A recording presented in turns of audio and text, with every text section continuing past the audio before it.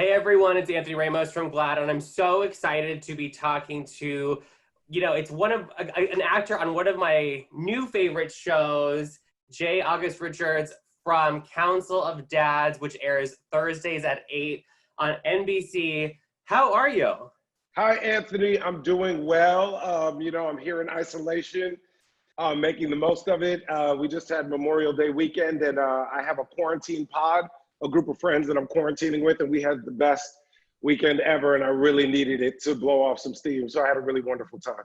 That's great. Well, this show, like you mentioned quarantine, it's tough, but, I think this show has so much heart and, for your character, at GLAAD, representation and inclusion is key. So to see your character, Oliver, Black, gay, married dad, that's a lot of boxes checked. Oncologist, yes. Exactly. It's just wonderful, to see that relationship between Oliver and Peter on network television. What does it mean to you?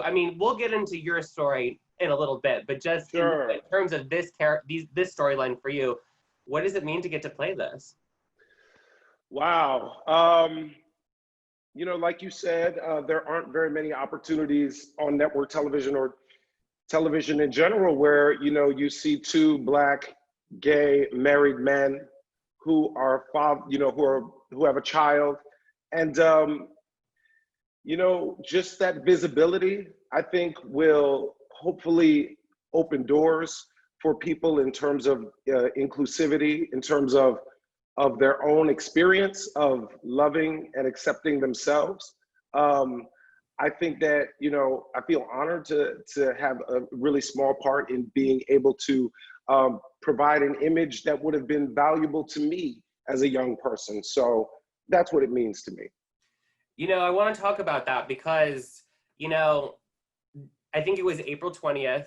Obviously, you know what I'm talking about. You did an Instagram live with the great Sarah Wayne Callies, and all of the sudden, you decided to publicly come out, which, it can be, there's no right or wrong reason for doing it. But tell me about that, because I know, obviously that there was an impact of playing this character that that was on your life, and you decided you wanted to, to be more truthful. But, what was it like? Was it spur of the moment? Did you know you were going to do it in that moment? Or, I'm just curious because it was so well done. And, I think it felt very authentic. The producers asked me to interview my cast members on Instagram Live. So when it was my turn, they asked Sarah to interview me. When I was interviewing my castmates, I sent them all the questions the night before so that they wouldn't feel blindsided and would have, opportunity to think about their answers. So Sarah returned the favor for me and sent me the questions that she was going to ask me. I had made a deal with myself that throughout the publicity phase of Council of Dads, if someone asked me what it meant to play this character, that I would be honest and I would tell the truth about what it meant to me.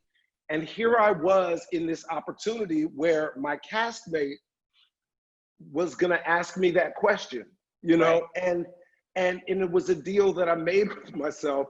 So I said, I had the opportunity to say to her, please don't ask me that question. But I said, it appears that now is the time, and that the universe is telling me that, under what better circumstances? It's on my Instagram Live, it's with someone, probably the first person I ever came out to acting wise that I've worked with. What a perfect opportunity. So I prayed about it. I thought about it the night before. I went through all of my old journals, which the handwritten ones go back 10 years. And I thought about how long I've been wrestling with this question about how public to be about my sexuality. And I decided that it was the time. And so, I didn't know what I was going to say or how I was going to say it, but right before we did the interview, I just said, God, give me the words, give me the words, give me the words. And she asked the question and I opened my mouth, and when I was done, apparently I came out. So that's how that happened. It's as someone obviously, that has come out too, it's like I was watching that and you can see the emotion and just, it's like, what was it like for you afterward? Because, you know, it is, you know, it's got to be such a big relief. And, you know, I would imagine you were feeling a lot of emotions live on Instagram, of course. So many emotions. We did the interview actually on Friday before the 20th, and a certain number of people caught it and they responded and there was a response then.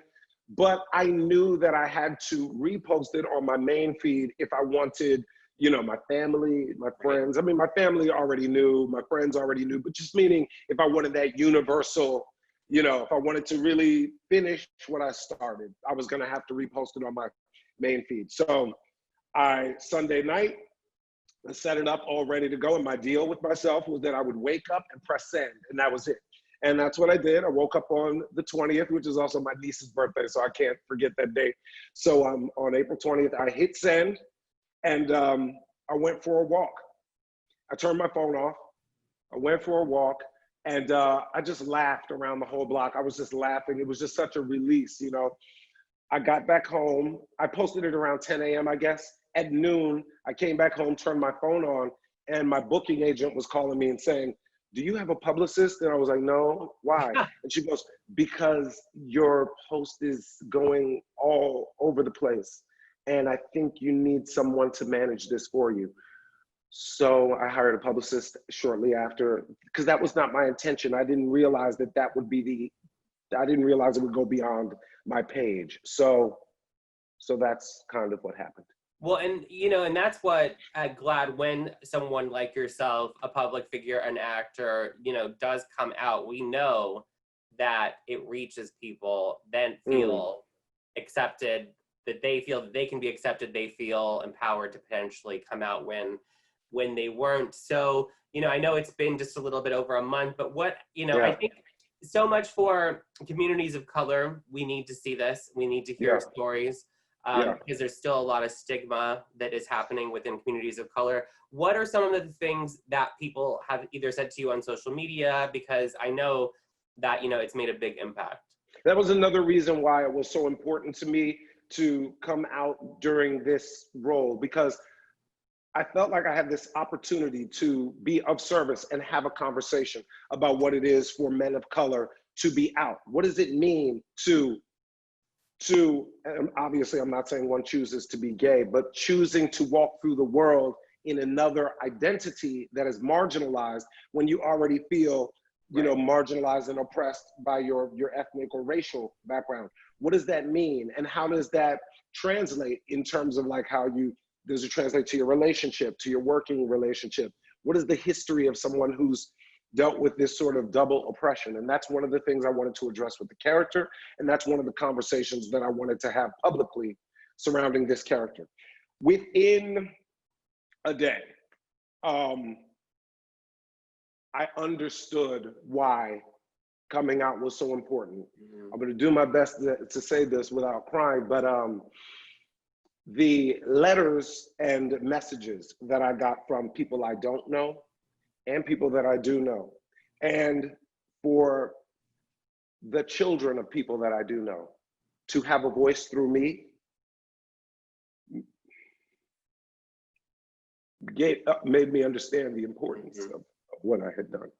No, and it's so important, and that's why, you know, at GLAAD we are doing, you know, so much work specifically, you know, with communities of color, and I do think that, you know, your story and, you know, the storyline on this show is making big impact. Do you ever wonder how, you know, your experience might have been different if you didn't get this part? I mean, would you, who knows? I mean, one never knows, but how do you think it would have been different if you were not playing, you know, Dr. Oliver? In terms of what? In terms of coming out publicly? I guess so, yeah, because I think, you know, that storyline is what, you know, kind of instilled this will for you to want to do that. Is that correct? Is that a fair statement? Absolutely, yeah. The experience of playing the part, I think, was one that brought me right to this point. Absolutely, yes. So, I mean, I almost can't even have that sliding doors moment. You remember that movie with Gwyneth Paltrow by any chance? I can't even go there, because I also, for me personally, there is a very big significance that it was my work that brought me here, because I worked with a really awesome woman named J. Love Calderon, who is an empowerment coach. And she got me to understand that I believed for all of these years that who I was an impediment to my purpose. So I believe that I was brought onto this planet to be a storyteller, to be an actor. And I had been taught, and I fully internalized, that if people knew that about me, I would no longer be able to fulfill my purpose. So there's a poetry and such a clarity in the fact that it was my work that brought me to this place of fearlessness and authenticity. You know, thinking back on your career, you've been doing this successfully for, you know, a really long time. You've got, you know, I mean, so many roles. What do you think, you know, thinking back on you, either as a younger kid or as a younger actor, if you would have seen Oliver and Peter on your TV back then, you know, what would that have meant to you? Like, how do you think things, you know, may have been a little bit different for you? Yeah, as a child, observing the way that Black gay men were represented in media, and I'm not talking about by the mainstream, I'm talking about in Black art, right. As well as some mainstream stuff. The way that Black gay men were always portrayed was as something that was deserving of belittlement, ridicule, and shame. That was the message. So had I gotten, you know, had I grown up in a world with a Billy Porter, you know, with a Don Lemon, you know, with the, you know, with so many people, had I grown up in that world, I think that it would have given me something to hang my hat on and feel like I can evolve to that place, or that life is possible for me. So, you know, that's again why I think representation, obviously, for gay men of color is so important. You know, getting back to, you know, your character on the show, for anyone out there that hasn't seen the show, there's a council of dads. You're one of the three guys, basically, one of your, you know, closest friends on the show. Her husband passes away, and the three of you step into this to kind of help her get through this time and kind of be the dads to her 5 kids. But your character, so you are married and you have a child. Yes. The child's getting a little bit older, less needy, and, you know, just like any other relationship, you guys are having a little bit of a rough patch. So tell me about, you know, how are we going to see you guys get through this? Yeah, so by the time we get to episode 4, you find out that my husband feels a little neglected by my role on the council. He kind of feels like, you know, we have our family here and you're spending so much time with your best friend and being a surrogate father to her. So at the end of episode 4, we find out that my husband stepped out on me. And what I love about the writing is that, you know, Oliver came out in his 20s. He grew up, we learned that he grew up in a household where he was never accepted for who he was. And when he met Peter in his early 20s, he felt like for the first time he could exhale. He could just be himself. He could just relax and accept the love just for being, right? And so this kiss that Peter gives to another man brings up all of that uncomfortable stuff that Oliver felt in his 20s. And so how they're gonna get through it, you know, it's tough, especially in acting. We have a saying that says when it's hysterical, it's historical, which means like when you overreact about something, it's because the wound is really deep. So we're gonna have to watch Oliver work through that wound if he's gonna save his marriage and remain on the council. Well, it's been such a pleasure to talk to you. The show is so important. It's so wonderful to see, like we have said, you know, 2 Black gay men in, you know, a relationship that are parents. And, you know, we're so happy that you've been able to, you know, have your own empowerment moment and feel, you know, that you can finally, you know, live your true self, which is so inspiring to so many people out there. So just a reminder for everyone out there, Council of Dads airs Thursdays at 8 on NBC. And Jay, August, it's been so good to see you. Thank you very much. Hey, Anthony, thank you so much. It was a real pleasure talking to you. And I want to really thank GLAAD as well as an organization. I've watched you guys do so much tremendous and amazing work. Thank you for the work that you do. You've been influential in my life in helping me get to this point. So I just want to say thank you to you as well as everyone over at GLAAD. I so appreciate that. And when we are able to leave our houses, you will have to come to the GLAAD Media Awards, where we celebrate all achievements and, you know, inclusive LGBTQ programming. So thanks again. We'll talk really soon. That's awesome. Thank you so much, Anthony. Take it easy.